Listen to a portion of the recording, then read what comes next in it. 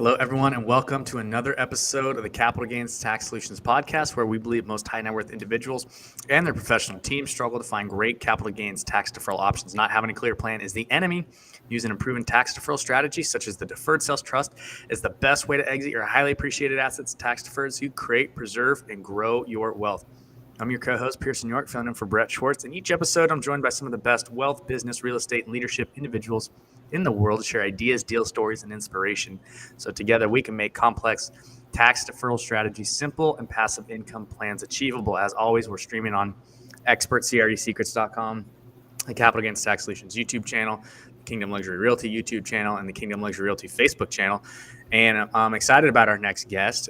He's been in the 831B world since 2008, so almost 14 years now, and he's going to share with us some of the secrets of that world and some of the benefits of it. So, Van Carlson, how you doing? Good, man. Thanks for having me on your show. Yeah, absolutely. So, I want to dive into this whole 831 concept, but before we do, why don't you tell everybody kind of like how you got to where you are today? Yeah, I've been in risk management for almost 30 years. That's an exciting part of the business world, right? Managing risk. I was a pretty successful property and casualty agent. Ran an agency up here in Boise, Idaho for a number of years, almost 16 years.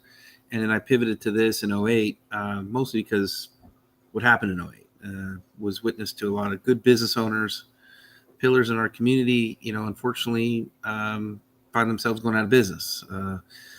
Business owners know the 172 accelerated depreciation really well, and they buy a lot of stuff in order to avoid the tax. Their silent partner called Uncle Sam. So, the unfortunate part for that is I was witness to, like I said, good businesses, hardworking people, but just knew, hey, Van, they called me in the fourth quarter. Hey, I'm tax CPA says I owe more money in taxes. I'm going to buy another skid steer and 2 more trucks. What's that going to cost to insure? And of course, I love that because I was making more money too, and the sales guy, everybody's making more money. Problem is, the business owner leveraged that. He didn't pay cash for it. He still got all the depreciation on the equipment and the things he bought, but now he just bet next year's going to be better than this year. And that is a form of insanity when you think about it, right? So there had to be a smarter, better way. I was a witness to a gentleman that had these 831B plans set aside, and he was a manufacturer, specifically he's a manufacturer for RVs and motorhomes and so forth. And he had, over the years, piled up tax advantage dollars using an 831B to handle his warranties, to handle some risks that he had that he couldn't transfer to traditional insurance carriers. And so the self-insuring risk, that's what 831B does, right? It recognizes your self-insuring risk.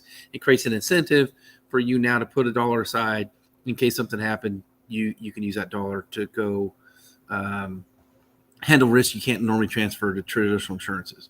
The best example I give recently is obviously COVID-19.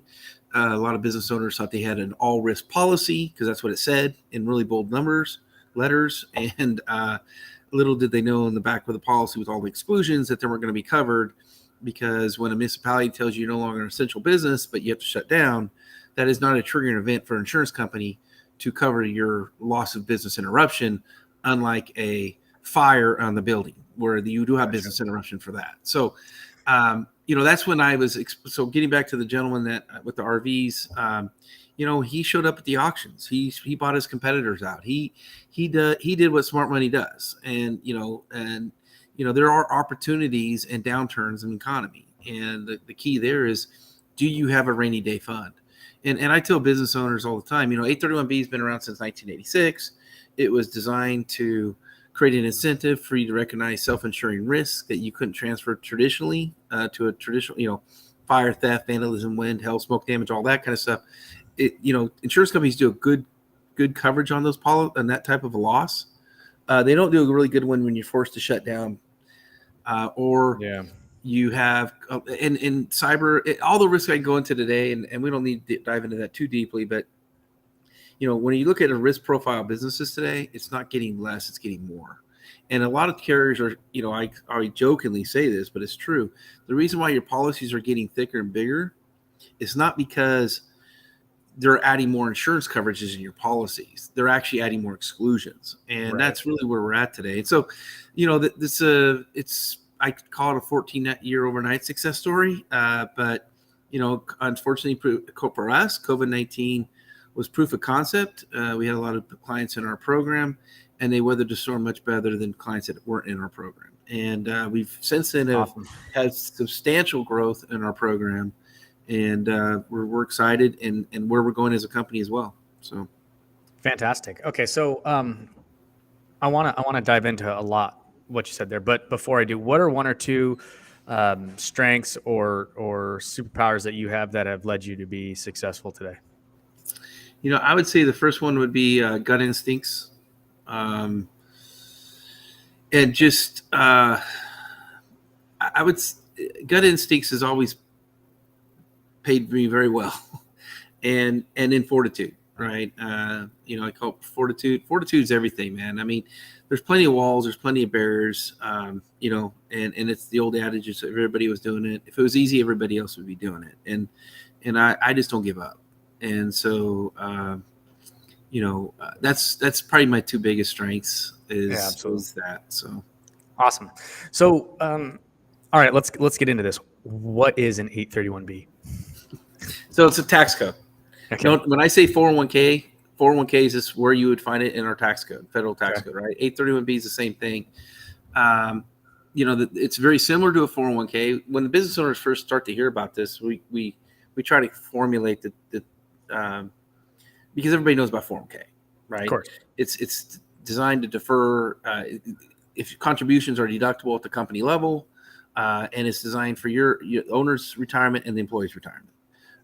And it's an incentive, right? Because if it wasn't deferral, if I couldn't take a deduction on my contributions to my employees on my 401k, I wouldn't be offering it, right? That's the incentive. In an 831B, it's the same thing, but it's an incentive because of the self-insuring risk business owners have.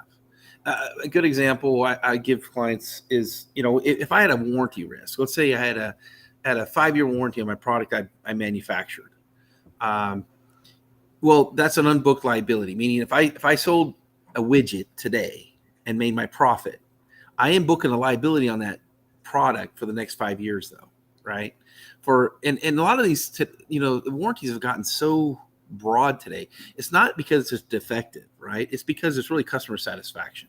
Right. The customer now has the power to do a review on your product that can be very detrimental, and so what do? You just fix it. You replace it, whatever. But these are liabilities you're booking on the books. And, if you don't take $1 and set it off to the side and say, hey, if something happens, I'm going to use this $1, Uncle Sam says, no. The year you incur the income is the year you pay the taxes, as we all know. 831B was designed back in 1986 because what was happening back then was a lot of clients just couldn't get insurance. Or if you had one claim, you're being non-renewed. So now we're having this, they call it the liability crisis. I actually wrote an article for Forbes on it and why the 86 tax code came about.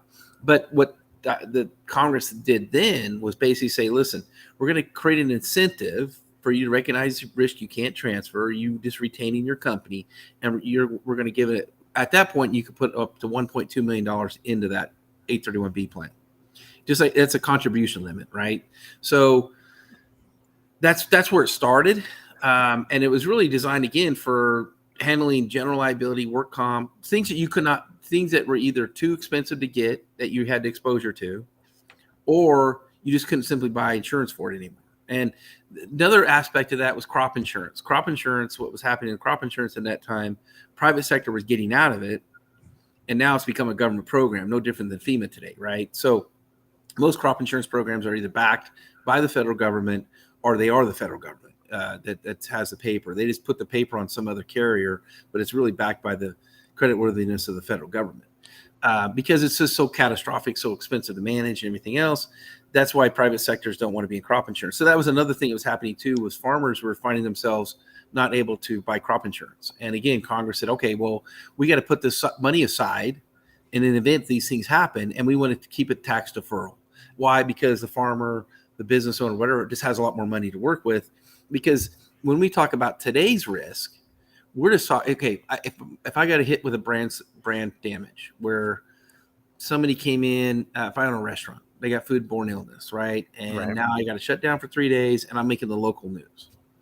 Okay, that's my brand, right? That my brand is everything in today's world, especially with the social medias and the age of information we're in. Well, how are you going to fight that? Where are you going to turn to? You can't buy traditional insurance for that. Traditional insurance doesn't cover brand damage. So what are you going to do? You're going to go down to the bank and get an extra line of credit now and go, hey, I got to go hire a publicity agency up. I got to hire advertising. I got to recoup my good name. Or are you going to take advantage of companies' products like 831B and build a war chest for those things in the event they happen? And so when we start talking about all those different things that go on out there, and then of course here comes COVID-19. I mean, if PPP didn't hit, I think we would have. Thank God. I mean, I hate the fact we spent $5 trillion and just pumped it out and threw it out in the economy. Don't get me wrong, but I think on the side of that, what would happen if we didn't? Because why? Because businesses are not ill prepared for those rainy day type situations. I mean, there's never been an incentive for business owners to save money. There's been all the incentive in the world to spend money, and God bless them, small to middle market business owners. I always talk about subcontractors. I love them. They make $1 and they spend $1.10. It's what they know. But at the end of the day, though, you got to recognize the risk you took as a business owner, the employees you're help supporting, the families they support, house payments, all the other things that go into that. Your business helps create a life for people, and then you go buy more stuff, you take on more debt, or do you play it straight like big businesses do? Big businesses have been using these types of tools for literally decades now. What we did was we brought our price points down to where the small middle market business owners can now participate in these types of programs. These are tools that have been around for a long time. And unfortunately, I talk in front of business groups all the time. I talk in front of CPAs and all that. And this is the first time they're hearing about this code. And it's just slightly frustrating for us because it's like, had we had a bunch of people that had 831Bs and had piled money way over, we wouldn't have had to do PPP, right? If everybody had their own little 831Bs set aside, they could have turned to use that money. But what did we do? We pumped $5 trillion into the economy that was artificially. Nothing was sold, marketed, or built. And now what do we have? We have inflation through the roof. And who knows when that's going to end at this point? We just literally put a bunch of dollars in our economy, and it's causing who knows, right? I don't know I don't want to get too political here on that. In fact, we don't need to. It's just it's simple economics. When you artificially put in $5 trillion into the economy, you can expect inflation. When you pump 40% of all the dollars circulations in the last couple of years, something's going to change exactly. for sure. So let me just make sure I understand it, because I have never heard of this code before. So is it essentially just a rainy day fund, a savings account that you can basically write off against the revenue in order to just drop your taxable income for that year? Yep. Okay, so you it's a C corp. Okay, so you put this capital into this C corp savings account type vehicle, right? An 831. And then are you the only one that's contributing capital to it, or how does it grow? We build. Yeah, we each 831. So think of a box, and the box has to look and feel like an insurance company. So that's what we're going to help. So when I say 831B admin, that's what we are. We will admin your 831B plan. No different than a 401k admin. Now, what's the job of a 401k admin? To make sure you adhere to the plans. Make sure you adhere to the contributions. You're not breaking ERISA rules. Make sure you stay compliant. We, as the 831B administrator, make sure our clients are compliant as well. Because as you can imagine, and you already have identified there's some substantial tax advantages to these programs. And like anything else, when there's tax advantages, we as Americans will find a way to abuse it. And this code has, no doubt, has been abused. We've got some things cleaning up that with time, and we hope we get more clarity from the service, from the IRS down the road. But, there's a 4-part test. There's a lot of things that go into owning an 831B. But to your point, you're able to expense it under the 162 line item, no different than work comp or general liability or property coverage on your commercial insurance. You're deducting that under there. And this is the same premium you get to deduct as well. And now it's going to go into an 831B plan, which is a box that has to look and feel like an insurance company, and it is a C corp. Now, from there, it can be managed. Your financial advisor can manage it. There's rules and regulations We as the admin, make sure you adhere to that. But that's what it's designed to build up that rainy day fund. One of the big aspects of the 4-part test is distribution of risk. So we are going to share some risk with other 831B plan owners in the back room. But, these are shareholders. So these are people that own these C Corps. Typically, it's going to be the same people who own the operating company. We don't play games there. If it's a husband and wife, they own the 831B plan the same way. We mimic the structure of the ownership of the business to the 831B.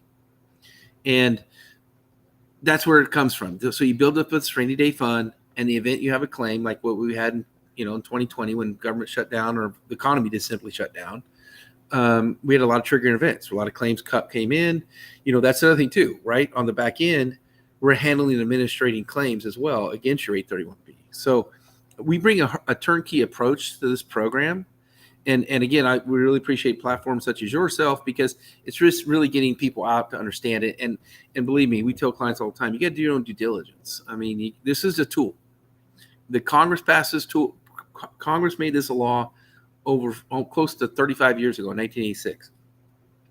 That being said, we hope we are moving our way more and more toward this will become a normal business practice, where all successful enterprises will own some kind of form of an 831B. And it's not because of the tax advantages and all that, which is great, don't get me wrong. But the reality is risk. When I look at cyber risk today and the business owners that are taking out cyber and the amount of content that we're collecting from our clients and data and all that kind of stuff, I mean, that's a huge amount of responsibility for that. And nowadays it's even becoming more and more. So, risk is real. I think the rainy day fund is a great example. It's a good analogy to build that up on a tax deferral basis. And in the event you need it, you have it. Again, this is a savings account. Business owners had never had an incentive to save money before this code was passed in 1986. So let me ask you this: all these events that triggered the money, right? Is that money taxed?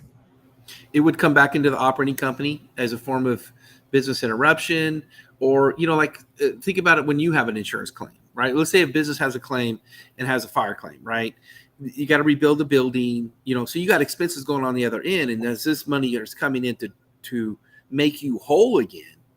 Yeah, you take that off and give some of your expenses, right? So, but yeah, absolutely. Any money that flows back in, especially when it's business interruption revenue, which is basically loss of income, that's a taxable thing for you. But typically clients will offset the expenses with the additional cash revenue coming in. Because what's happening is if you didn't have this, all you're going to do is pull from cash flow, right? Either cash flow is either income that hasn't been taxed yet, or it's retained earnings inside the company, right?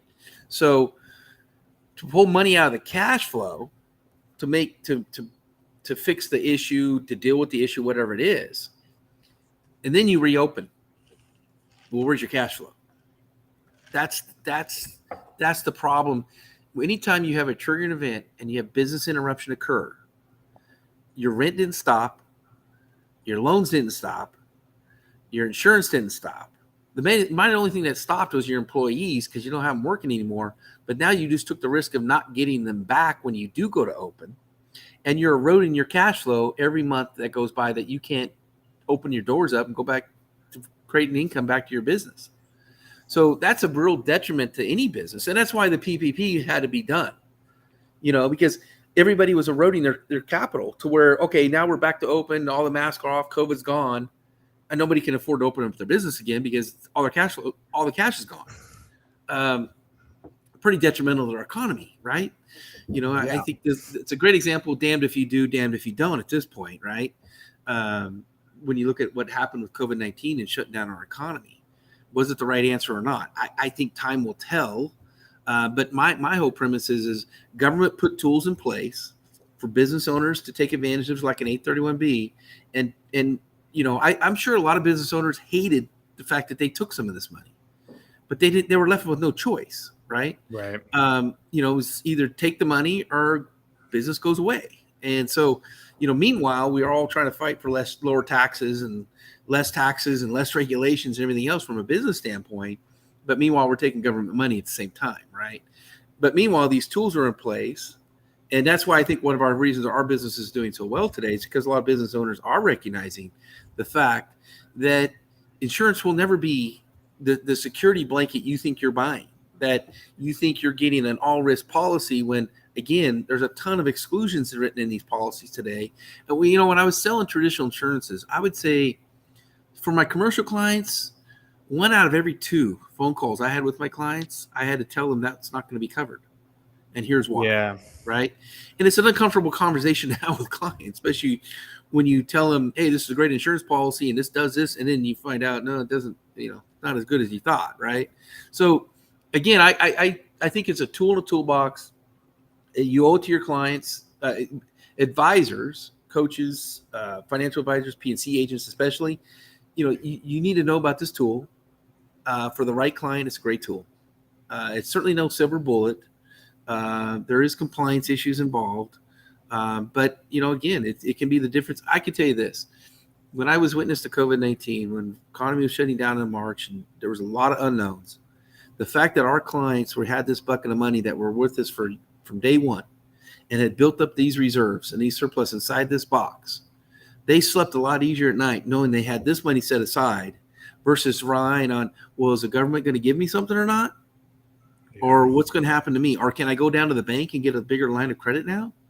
We know what they're going to do. They have to. They showed their hand in 2008, right? A lot of these businesses got liquidated because covenants alone started to mean things. Unfortunately, we saw a lot of business go out. So I think it's just an education that we trying to get our clients to understand, and then really trusted advisors that work with a lot of business owners understand it. Again, I can't reiterate enough. There has been some abuses on this code, but unfortunately, it was hijacked by state tax attorneys that were out promoting it, not for a risk management tool, but really for a way to avoid state taxes. And that's what caused that code to get a lot of headache and problems with it. I hope with time that gets cleaned up. I think recently with the PASS Act changes, by the way, they increased the amount you can put into these now. You can put up to $2.4 million a year now into one of these 831Bs. And, that becomes a meaningful number for not only for big businesses. Now within there, I should say again, because I have to do this. There are contribution limits we still have to set aside for our clients, and you still have to meet rules and actuarials and all that good stuff. So you can't just say, hey, I make $5 million. I'm going to put $2.4 million into it. That doesn't work that way. There are, again, rules, regulations on how all that stuff works. But for the most part, it is a rainy day fund. I think what you said earlier, and sorry, I rave on some of these things sometimes because we are passionate about it. I mean, I can't emphasize enough. I think we're not making more risk takers. I get this, I read a lot of stuff, right? And one of the things they're talking about is, this transition of wealth from the baby boomers down to the next one. Right. And all that. I'm like, who the heck is talking who's going to take over all these small businesses? I can tell you this. Our clients are typically in their mid-50s, husband and wife, ran a business, put every damn dollar they ever made back into their business, did so well, they sent Johnny off to college, and Johnny said, I don't want nothing to do with the business, Mom and Dad. I'm out. And now they're looking at each other like, well, who are we going to sell to? Who are we going to sell? And I think the biggest thing we have, one of the bigger hurdles we have in front of us today, if small to middle market business owners, our biggest employers, our most caring employers, the ones that care about their employees the most, to me, is small to middle market business owners. Because why? Because they know them. Who's going to take those businesses over? And again, I would tell you, working with clients, succession planning, and everything else.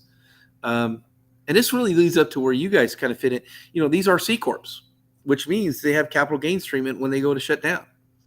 And there's a lot of strategies that go into that of what you can and can't do with these things. And that's really where we kind of step back and guys like you step forward, meaning we've been your risk management company. We've been your 831B company. You are a C Corp. You sold your business. You're now going off to the sunset. Now you've got this C Corp sitting off to the side that could have $100,000, could have millions of dollars sitting in it. And now what do you want to do with it? And we typically will let those 831s sit for about 3 years without seeing risk into it, new premiums and so forth, because there's no operating company. But then we rely on guys like you to go and say, okay, this is a C Corp. What can we do in the back room with it? And that's really where we kind of hand it off, right? We're done. And we have that every year happen with a lot of businesses. Partners dissolve, course. business to sell, all that kind of stuff. And that's really where there's a bucket of money sitting inside of a C Corp. No different than if it sat inside of a building, right? No different than it sat in stocks and bonds and mutual funds. 1 year, 1 day, it's either going to come out as a qualified dividend or it's going to come out as capital gains. How that transitions, and again, we hand it off to people such as yourself to come up with solutions if clients want to keep moving things down the road inside this C Corp. It's not something we necessarily get involved with directly, but we certainly guide clients through that process once we go to shut it down.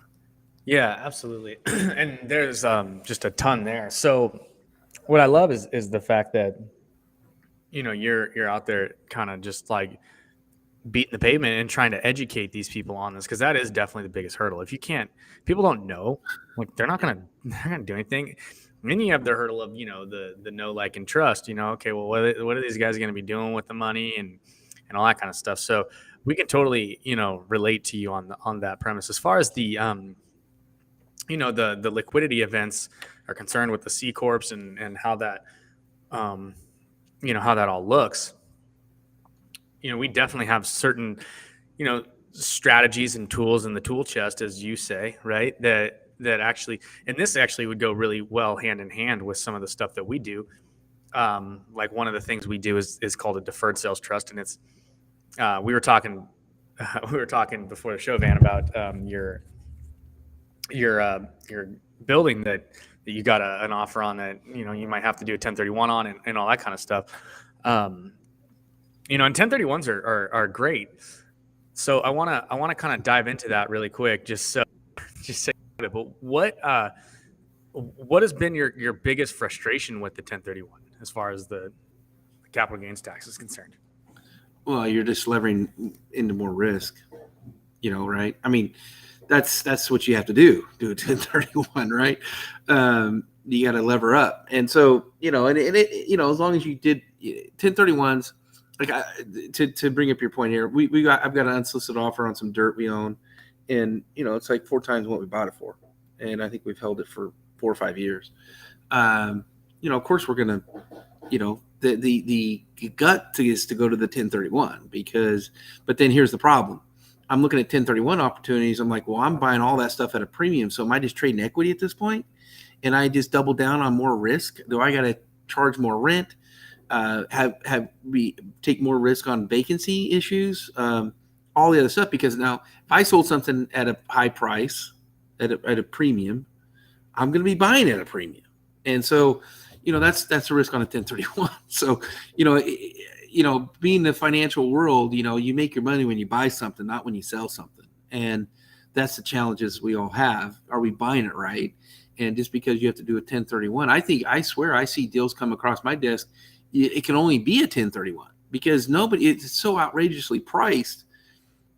Yeah, you're outweighing the tax man, meaning am I better to pay the taxes and take my cash, right? Or am I buying this building at such a high premium, I'm making a wash anyway, so why take the risk? And that's really, those are things that run through my head on a 1031. Yeah, absolutely. And that's kind of one of the things that we've been finding right now, especially in this market, right? Where everything's just like highly appreciating and you're selling high and you're buying even higher, 180 days later. And, it's when you find good deals, right? It makes a lot of sense. Yeah. Right. When it's like, okay, hey, we're just going to lever it up, right? We're really conservative in our underwriting right here at this deal. Like it's a great deal. It makes a ton of sense. Like we don't got to pay the tax. Like it's a real quick, real seamless transaction. For a lot of, that's where people got caught in 08 though. Oh boy. Yeah. They just let that tax tail wag that investment dog, and they bought bad properties to motivated buyers. Not a good place you want to be. So, and that's why we love 1031s, like when they make sense, but a lot of times we're finding they just don't make sense. And so that's when we use the deferred sales trust, which allows you to liquidate any asset, not just real estate. It could be a stock or a bond or a Bitcoin or a business or a C Corp or, all of that. Something with realized gains at capital gains treatment. Anything that's highly appreciated. And you can sell it, and you don't have the time constraints that you do with the 1031. You don't have the like kind aspects that you do with a 1031. So we had a client who sold a business, and they put a portion of their proceeds into a development deal in Tennessee where they're building 72 units. We've had people sell $5 million worth of crypto and put it into a business startup deal. We've had people sell real estate and sit on the sidelines until they, they find a good deal 6, 7, 8 years later, and then they go back into real estate. And they don't have all of that risk, and they don't have all of that time constraints, and they don't have all of those like kind constraints and everything. So it's super flexible and very customizable, and it gives you as the seller a lot more control as opposed to just 1031ing. And so that's what we do that. And you guys can learn more about that. It's called a Deferred Sales Trust. You can go to capitalgainstaxsolutions.com. We have a mastermind every Friday at 10 a.m. Pacific and 1 p.m. Eastern. And Van, you should definitely come on, because I would love to see how we could marry this concept of 831B, with the trust. Like, could the trust be part of an 831B? I mean, we buy into businesses all the time. So to me, if I'm buying into a C Corp, it could be a really good potential business. I agree. And in fact, I've it's one of the things we got to vet out for sure. No, for sure. Because every year we have, it's been crazy the last, I would say even prior to COVID, businesses being bought and sold, merged, or just venture capital coming in, just taking risk off the table for clients, right? I mean, successful enterprises, niche in the marketplace, whatever, sure. And there's value there, right? I mean, this goes to show you how much money's out there right now. There's a ton of that. I mean, I'm seeing mom and pop businesses bought by venture capital people, and I'm like, dang, that's interesting. That's crazy. But I would never thought that, truthfully. I mean, right. But it's happening. But there are some triggering events out there that go on to that. Now, how they categorize that purchase is key, right? I mean, I've seen stock purchases and I've seen asset purchases, and I'm like, so there's a lot of strategies that go into that too, in the back room, that you gotta trust and know people that can help you with that. So again, these are complicated issues, unfortunately. I mean, they are, and that's really where, I've been exposed to some of those things you mentioned about the Deferred Sales Trust, and never, shame on me, I've never really taken the time to know more about them, because I got my own battles to fight, right? So but I say a 14-year overnight success story. We it took a lot of things to get where we are today. It took the economy getting better. By 12, 13, things we had our message in place. We had good clients that we can see referrals to. So we started growing. And that has afforded me to go out and participate in commercial development and this land. This land was just a off the cuff thing that we did one day because it was such a smoking deal at the time. Yeah, we were like, and then it didn't cost us anything. We had farmland and we leased it, and we didn't have any carry cost to it. And now it was in the incorporated in the city limits at the time, and it was R4 and blah blah blah. We're like, we bought it, and then we held it, and now we're getting unsolicited offers for it, right? Because everybody's looking for land to put on more homes, more multifamily, and so anyway, but it's not something that we sat around and thought about and looked at. But again, I'm going to what I know, and I'm going to the 1031, and I'm thinking, okay, that makes sense. But the problem I have in my back of my head, got instincts again kicking in, going, well, how? It's like watching somebody buy a house for $100,000. 3 years later, it's worth $200,000. They go buy that. They go sell that house. The equity they have, they just levered that $100,000 into a $400,000 house, and their house payment is still more, right? So I mean, is that a good thing, bad thing? Who knows? But you are just trading equity, right? You're just taking, if you still got to have a place to live. You still got to have a house and all those things. So you are just trading equity in those situations. And then you got to ask yourself, are we doing the same thing in commercial? Are we buying at we're selling at the right time? Are we buying at the right time? And that's the challenge we have. Yeah. And that's one of the things that controlling of the timing is what the DST allows you to do. 100%. I see that. So having that is amazing. We had a gentleman who sold a $20 million apartment complex back in 06. And he's like, I can't find an up leg for a 1031. Like, I'm not finding anything that pencils. And so he did a DST, he put everything in super conservative bonds and mutual funds, earning at about 4 to 4.5%. 08 comes, everything crashed, and he was just kind of chilling for the whole time. 2012, he gets a call from the bank, and they're like, hey, you know that property you sold back in 06? He's like, oh, the one that 1031 buyer who like way overpaid for that property. They're like, yeah, we're foreclosing on him. We want to know if you want to buy it back. He's like, well, how much? And they're like, well, it's about 40% off what you sold it. He's like, yeah, give me 3 days. He partners with his trust. He went around, he bought the property back, and he got a brand new depreciation schedule on top of it. Oh, yeah. You know, so he got a 40% discount on the property he sold. He played it perfect, right? Everyone likes to tell their success stories. But I mean, at the same time, it really illustrates the power of being able to control the timing. Yeah, so well, it's no different than that gentleman I was witness to that had 70s 831Bs plans that he piled up cash over all the good years, built a rainy day fund, and then he was able to leverage that during the bad times. I mean, he literally was the only guy showing up at the auctions, buying the raw materials, the plants, the factories. I mean, he's the only one who showed up at the auctions. He was getting it for 10 cents on the dollar. You know, I mean, like, oh my gosh, man. I mean, this was what smart money does, you know? And so I appreciate the conversation because, you know, it's definitely worth looking into. I mean, it's hard for me to get anything to your point about penciling. It's like, you know, it's funny. And I had to laugh when you said 4.5% bond rate. I'm like, I look at cap rates. I know people that are selling cap rates for 3.75% right now. Yeah, and I'm thinking, and they're selling them. And I'm like, holy crud, you're locking yourself in for 3 point. Okay, well, and hey, you know what? We got too much money in the economy still. When cap rates are attractive to a lot of business owners sitting on that much cash that are willing to lock into a 3.75% cap rate on a building. But it's happening. I mean, I see Starbucks flipping their buildings, and they're telling 3.5, and people are like, oh, Starbucks is safe to buy. We'll buy Starbucks building and get a 3.5% cap rate. And I'm thinking, yeah, stocks and bonds look pretty damn attractive right now, for sure. It's ridiculous because I mean, like, I talked to a lot of financial advisors and all that kind of stuff, and they're like, we're not investing in bonds, you know, but like you know, like you just said, like, well, yeah, liquidity most of the time. When your debt's over your mortgage, you know, is higher than your cap rate. What are you gonna do? Yeah, 100%. Or when that guy leaves, and if your cap rate was that narrow to begin with, what are you talking? 2 months of vacancy, and you're in the red.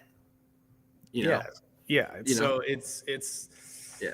I don't know. It's interesting, especially here in California and like in LA. Like, you know, they're going for really. I mean, you're buying a triplex or something in Long Beach for $2.5 million, and you're getting $8,000 a month in rent, but like the mortgage on that's like it's I don't know, it's crazy. So and if they put an adjustable on that, and if they get caught in the wrong cycle again, I agree. Yeah. So anyways, all right. Well, Van, I know we're coming up on our time here. I went a little bit long with you. But where can people get in touch with you again? Yeah, 831b.com I think is a great way to start with us. That's our website. 831b.com. Cool. And you know, they've got some really good educational videos. We got great case studies. There's not an industry that we don't work with already that has these types of plans. And we work, and I should mention, we have about 200 advisors around the country that represent our products. And we'd love to keep, you know, geographically speaking, we can always put somebody in touch locally, hopefully, that knows us and can educate you on our products more. Awesome. So, but thanks again for the opportunity, for sure. Yeah, absolutely. And if you guys are interested in about the Deferred Sales Trust, go to capitalgainstaxsolutions.com. Show up to the mastermind every Friday, 10 a.m. Pacific, 1 p.m. Eastern. And come, bring your CPAs, ask questions. I'm going to send an invite to Van over there, so he'll be on to see how we can use these 831s and these DSTs in conjunction. So, Van, any final words? No, my only final words would be is, again, if you're a business owner, the risk you took to run your business, the profit you make is not easy. And again, you just owe it to yourself to understand these types of tools and make better educated decisions on how you're going to run your risk going forward, because it's real, unfortunately. Yeah, absolutely. So awesome. And thanks again, everybody, for listening to another episode of the Capital Gains Tax Solutions Podcast. As always, we believe most high net worth individuals and those who help them struggle with clarifying their capital gains tax deferral options. Not having a clear plan is the enemy. Using a proven tax deferral strategy, such as the Deferred Sales Trust, 831Bs, is the best way to create, preserve, and grow your wealth. Please rate, review, and subscribe. We'll see you guys on the next one. Van, thanks again.